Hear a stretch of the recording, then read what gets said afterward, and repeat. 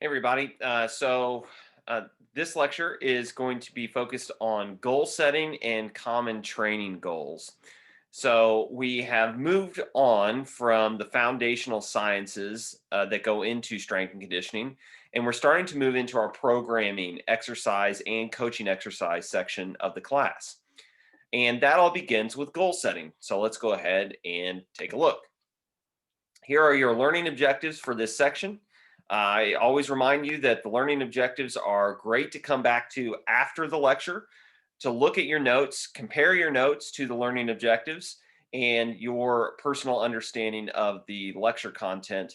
If one of these areas is something that you're not sure about, that's where you need to focus a little bit more of your attention. Review the lecture video, review your notes, talk to me, and make sure that you have a sound understanding before the next test comes up. Okay, so building a training program, first we have to start with goal setting, and we have to know what the purpose of a goal is, and it's something we don't normally think about. You just kind of say, "I my goal is such and such. My goal is to not eat as much Thanksgiving dinner, or so I can have more dessert." um, but we have to understand what a goal actually is. What is a goal meant to do? Right? So a goal helps fill a gap or discrepancy, which is just a fancy word for difference between a standard and a performance, right? So let's do a really drastic example. Um, if you're looking at the standard, the top, you're looking at the standard, and we're talking about, let's say, athletics. The standard would be the best performance in that area. So the one that comes to a couple that come to mind, like Olympic records, world records, those are standards. Whenever someone hits a world record to run the mile, or to run a marathon, or to throw a shot put, or to do a high jump, whenever someone sets a world record, they change the standard. And the standard is the thing that everyone tries to compare themselves to. And if you are in that sport, if you're in that event, you're always trying to get yourself to that standard. So that is the gap. If this is the world record and this is you're trying to fill the gap. And that is what your goal is going to help you do. Another one that comes to mind is the Golden State Warriors. They have the most consecutive wins ever in the NBA, right? I think that's right. And so that is the standard by which any team in the NBA now compares themselves, right? Another standard would be Michael Jordan. He gets talked about a lot because he broke so many records, he did so many things. Any NBA player who plays now, Michael Jordan, any NBA player now tries to bridge the gap between themselves and Jordan, to and that is what their goal helps them accomplish. What's the difference now that we know what a goal is? Now we have to ask ourselves, what's our motivating factor? So what is pushing us to even try and attain the goal? Why are we going after the goal in the first place? And that has to do with motivation. Is motivation from inside or is it from outside? Is there somebody telling us that we need to go after this goal, or is it something that we decided for ourselves? The standard could be intrinsic or extrinsic. So an extrinsic, exterior, outward, would be the world record, right? That's something that's out there that somebody else has done. An intrinsic motivation might be, I want to go after this goal because it's something that's important to me to achieve, that's meaningful for my life in a few other ways, right? Or another good example would be, I'm overweight. My doctor has told me that I need to lower my weight to be healthier. That is an extrinsic motivator. It's coming from someone else. Intrinsic motivation would be to lower your weight, to feel better about yourself, and to be more confident that you're going to live a healthier lifestyle. That would be an intrinsic motivation. Intrinsic motivation is motivation that comes from inside. Extrinsic is something that comes from the outside. And that a lot of that's going to be wrapped up in your own personal values as well. So motivation is going to drive you to set a goal. A goal is going to help you fill a gap between some standard, and the standard could be intrinsic that you set for yourself, or it could be extrinsic, or it really could be both. So the goal is going to help you fill the gap between the standard and your current level of performance or ability. Now, when you start designing goals, goals should be process oriented. So process oriented, the best way to describe that is an instruction manual. If you're putting together a bike or something comes in a box and there's lots of parts, you lay out the parts, you get the tools together that you need, and you read the instructions step by step. If you miss a step, whatever you're putting together won't work well. An example, a long time ago, I used to work for Lowe's, and whenever the lawn mowers and the grills would come in to the store, they'd be in boxes, right? They wouldn't be all put together. So all day, every day, I would have tools, and I would be putting lawn mowers and grills together. And there are different brands, there's different types. So I would have to follow the instructions. When I was done, I had to put these things out on the floor so that customers could see them. And so I had to put them together correctly. Process oriented. There should be a system to your goal, step by step. One of those steps is that your goals should be broken down into smaller goals. If you only have this big, huge thing out there that you're trying to achieve, and you have no pathway towards it, and you don't have a way to check if you're making progress, the goal really isn't meaningful in that way, right? So short-term goals allow for enhanced feedback. Am I making progress? Okay, I made some progress here, but I need to adjust just a little bit to increase my rate of progress, right? So a really good example of this is I want to get an A+ in Intro to Strength and Conditioning, right? So that's the big goal. The process is the syllabus and Moodle and going to class every single day, step by step by step, completing assignments, taking exams. Short-term goals are the grades that you get. All right, in order to get an A+ in the class, I have to average 93% across all assignments and tests. You get a test back and you get an 87. Well, okay, so your average is going to come down a little bit.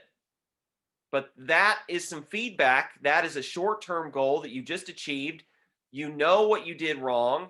You need to tweak it just a little bit going forward, make better study habits, do whatever, and move forward. Sometimes we get to a certain point, no matter what we're trying to achieve, if it's athletic, if it's general fitness, if it's in a class, and let's say you're taking 18 credit hours, trying to get an A+ in every single class. Is that a realistic goal? Do you really want it? Where is your motivation coming from? Is someone telling you that you need to get the A+ in class? Well, maybe we need to get an A+ in a lot of our classes because we want to be a physical therapist and we have to have a high GPA. That would be an extrinsic motivator.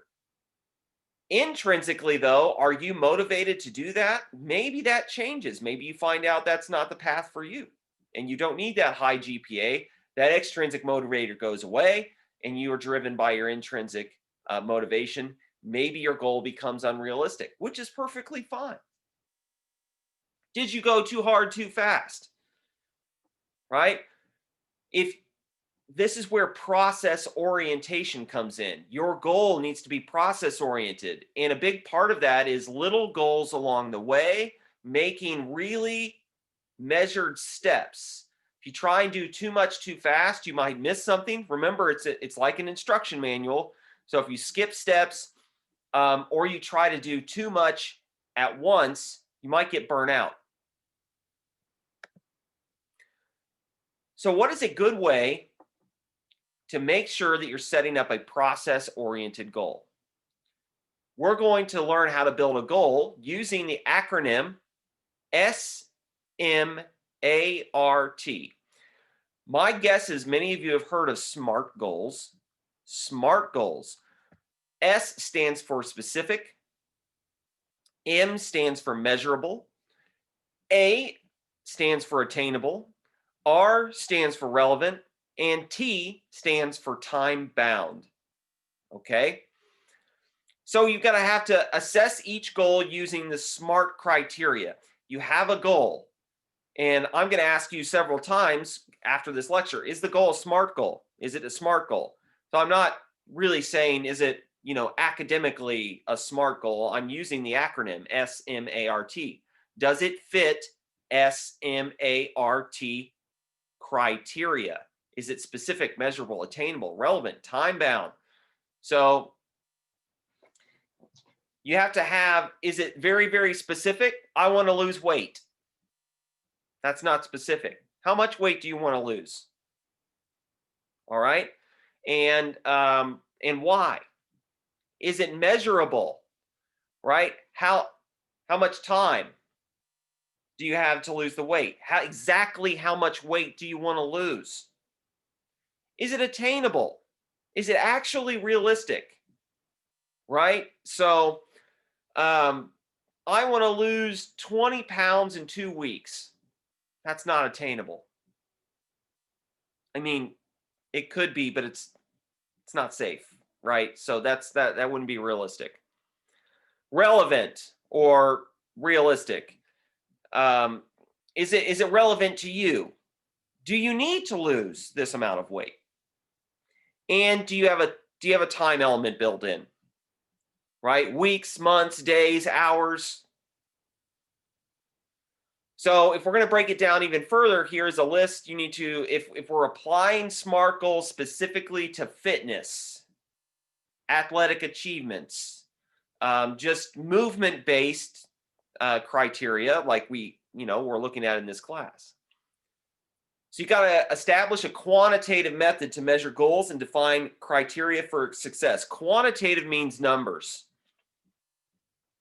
And I should say that almost any process-oriented goal using the SMART process, because this is our process, this is our instruction manual, should use some numbers, right? And if we're talking about fitness, sometimes we're talking about the amount of weight we can lift, how many miles we can run, how fast we can run something, how fast we can do something, how much weight we're going to lose. All of that we can use numbers for. Address physiological factors by considering fitness and health. So, how strong is your heart right now? How strong are your muscles? Make the goal challenging but achievable. Make sure necessary behavioral skills are in place. And that's a really good one. I like that one a lot because to achieve a goal, even something that you've designed as a SMART goal, you have to understand your own personal behavior. Are you actually going to be able to enact some of these steps? Like let's say after class every single day you go take a nap or you watch Netflix or you just try and relax for a little bit, which is great, right? Which is fine if that's your goal, or if that's kind of your current level of behavior. If you make a brand new goal to get an A+ in the class, you might have to change that behavior. You might not be able to go take the nap, watch Netflix, go right to lunch, hang out with your friends. Maybe you have to build in like 15 to 20 minutes, a half hour of study skills right after the class to really get it into your head. You need to change your behavior. You need to include flexibility. If you make it too rigid, you're going to set yourself up to fail. Now, failure can give you some good feedback, but if you continue to fail and you set up super, super rigid structures in your goal and you don't allow yourself some flexibility. So, a good example would be you want to run a mile in under 10 minutes. And you've been training for 6, 8 weeks, and you're going to do it on a Saturday at the end of the month. That's your day. Well, Saturday rolls around. You didn't get a good night's sleep. You wanted to get a good breakfast, but you forgot to get your favorite bagel in the morning or whatever you want, right? And it's Saturday morning. You're tired. You don't have what you want to eat before you're supposed to go out and run this mile that you've been training for. Well, that's where building some flexibility in your goal can be good. Maybe you make the decision, you know what? I've done all my training. I'm going to stay focused. I'm going to do it next Saturday, or I'm going to do it Sunday morning. You haven't lost anything there. You've probably set yourself up for more success. If you stay super rigid, I got to do it Saturday. I don't feel great, but I'm going to do it. You're really setting yourself up for failure, probably. So you got to build in some flexibility. Identify multiple motives for the goal to enhance adherence. Adherence means you stick to it. Multiple motives. So if your doctor, this is another good example here, because motivation can come from inside, intrinsic, or outside, extrinsic. If you're just using one source of extrinsic motivation, my doctor says I need to lose weight. Sometimes that's not enough. Sometimes you need motivation. Maybe you want to lose weight because it's better for you and your family. There's an intrinsic motivator. You're losing weight because your doctor says it'll make you healthier and you want to do better at your next checkup. There's another motivator. The more motivators you can have, intrinsic, extrinsic, the better you're going to adhere or stick to your goal. Include short-term and long-term goals. I've talked about that. Identify potential barriers in the physical and social environment and within the person. I want to be able to lift 2 times my body weight on the squat. Well, that's going to require you to have access to a squat rack. So you either have to have one at home, or you have to have one available at work, or you have to be able to have one available. And do you have a membership somewhere? So the physical environment, do you have what you need? I want to have 2 protein shakes a day. I don't have a blender. Gonna have to get a blender, right? So do you actually have the physical tools that you need to achieve the goal? And then there's your social environment. I want to lose weight. Every Thursday, I go out with my friends. Now, this isn't me in particular, this is just an example. Every Thursday, I go out with my friends. I have 5 or 6 beers. Thirsty Thursday. Woo! Well, I've decided I want to lose weight. Those friends that I meet up with, my social group, are they going to be helpful? Are they going to support me in my goal? Or are they going to make fun of me by, you don't need to lose weight, come drink beers, yay. I can't put myself in that environment if I want to achieve the goal. Or I'm going to have to modify that environment somehow. I'm going to have to explain to my friends, hey, this is really important because it's for my health. And then, if they're really good friends, they'll be like, yeah, that's great. Just stop by and just, have an appetizer, or, if you want to drink water, that's fine too. Right. So you need to identify potential barriers in your physical and social environment that might keep you back from your goal. Also, identify the support you need to achieve the goal. That could include your own knowledge. If you want to get a really heavy back squat or a really good deadlift in the weight room, You better know how to do those movements before you ever try them, right? That goes back to our discussion about biomechanics and technique, right? Um, the skills, the resources, and the people.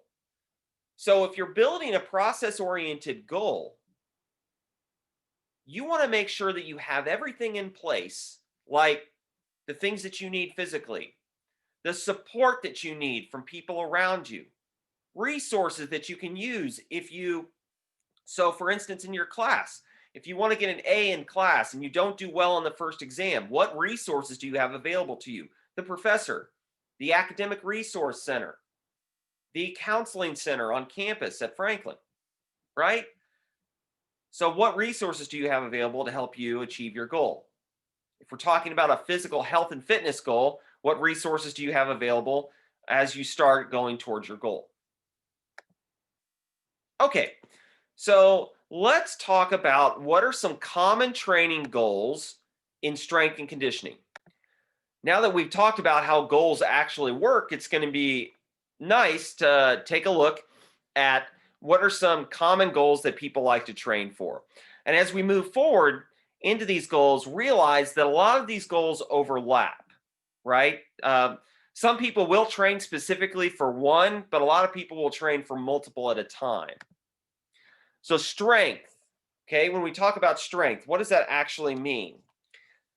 Strength is how much force can your muscles apply? It's to overcome a resistance.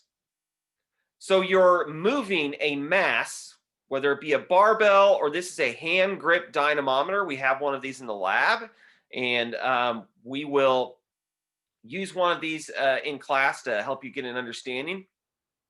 How much force can you apply, and how are you accelerating it? Just moving the weight. Strength is independent of time. So if we're talking about 1 rep max, typically we're talking about someone's raw ability to apply force or strength. I don't care how long it takes this guy to get the bar up, right? So strength is independent of time. It's just how much force can you apply when you're moving a weight, mass times acceleration. Now power is how much force can you apply in how much time. Now we're starting to talk about overcoming a resistance as quickly as possible. So in the box jump, if you look at this guy loading up into a jump, if you remember when we talked in our biomechanics lecture this week, he's loading into it, his quadriceps and his glutes are loading into that eccentric spring-loaded tug of war, and he's going to shoot up into a concentric movement. He's going to fire up, and he's going to land on the box.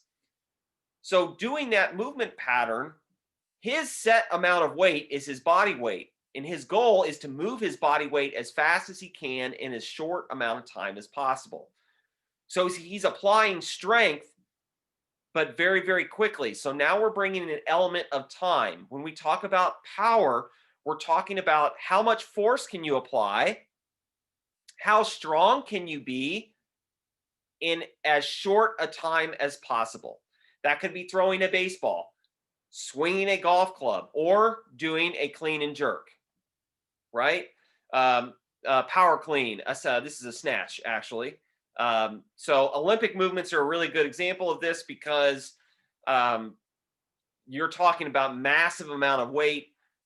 This woman threw this weight above her head in under a second, and she has to do that. It has to only last a second. If not, the weight falls in front of her and she fails the lift. Okay, so another goal is muscle endurance. And muscle endurance has to do with muscles contracting over and over and over again. So if you think about a push-up test or a pull-up test, or doing a step test where you're stepping up on top of a box multiple times, or running, all of those examples require the muscles to continue contracting over and over and over again. And the reason that someone can have greater muscular endurance is they have a better cardiovascular system that's going to deliver oxygen to their muscles quicker, and their muscles are better able to use that oxygen when it gets there. Muscular endurance. If I asked you how many push-ups could you do in a minute, how many push-ups could you do in a minute? That would be muscular endurance, because it's repeated contractions with a set amount of weight, and the more you can do, or maybe the example is just how many push-ups can you do? That's even a better example. Not a minute, just how many straight push-ups can you do? Muscular endurance. Another muscular goal that some folks like to try and achieve is hypertrophy. Hypertrophy is enlargement of the muscle tissue, literally growing more muscle. Just like you would plant flowers or a vegetable garden, organic tissue. So we as humans have the ability to actually grow more tissue inside of our bodies. And that's what hypertrophy means. You're actually growing more muscles. You can make the muscles bigger, and you can also grow more muscles. So there's two different things there. You can make your existing muscles larger, and you can also grow more muscles. That's both of those are examples of a hypertrophy. The way that most people achieve this is repeated contractions at relatively heavy weight. You have to have a lot of resistance against your tissue. You have to apply a lot of force repeatedly to get hypertrophy. There are also big components of nutrition that are involved here that are required for someone to achieve hypertrophy. Cardiovascular endurance. Now this overlaps with muscular endurance. If someone has really high cardiovascular endurance, they're probably going to have some pretty good elements of muscular endurance as well. Cardiovascular endurance is increasing the heart's ability to deliver blood and oxygen. So you've got your heart, and it's connected to a bunch of pipes, your arteries and your veins.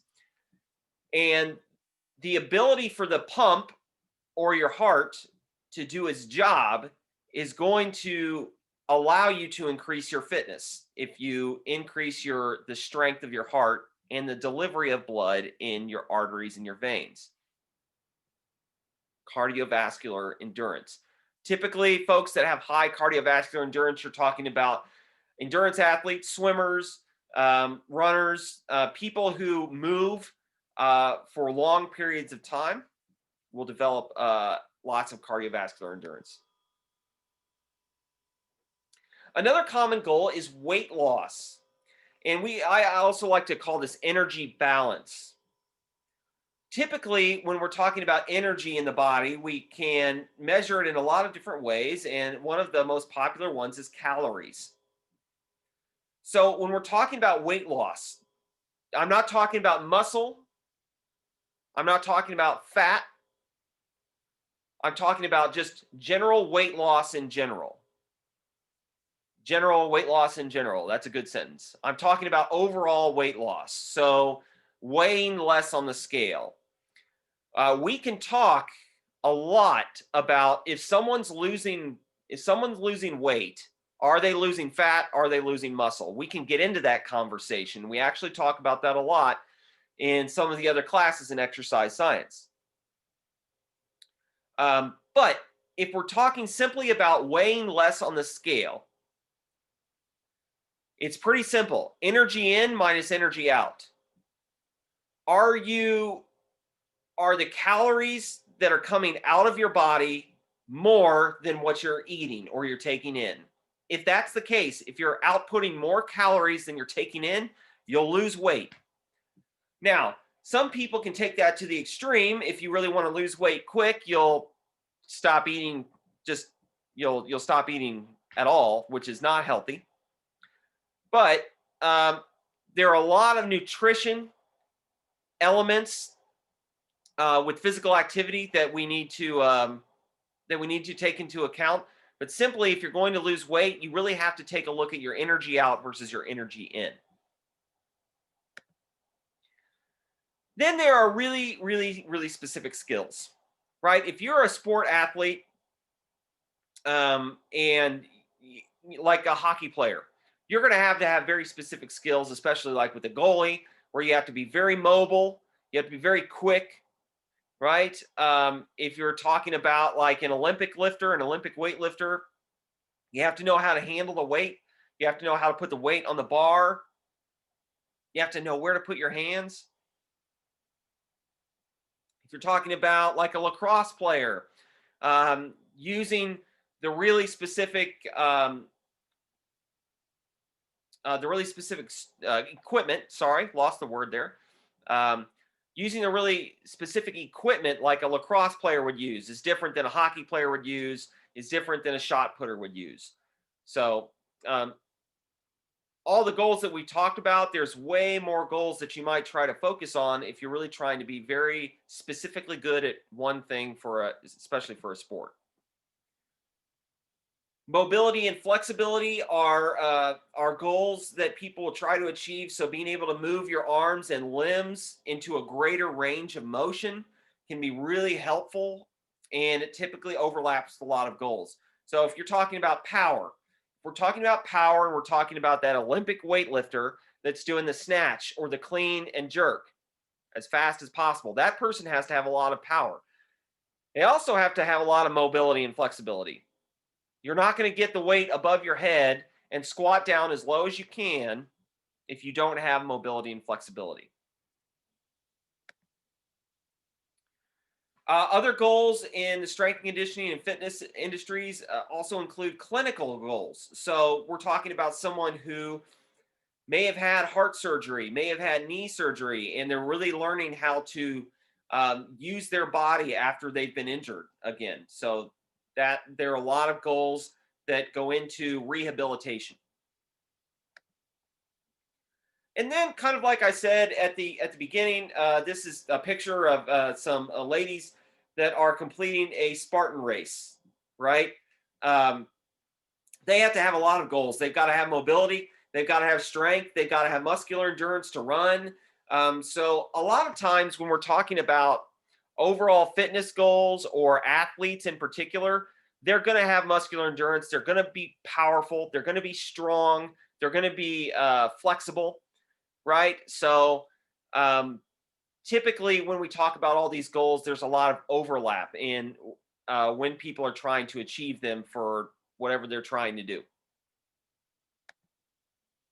So that ends our lecture on goals. Hopefully it was helpful. Let me know if you have any questions.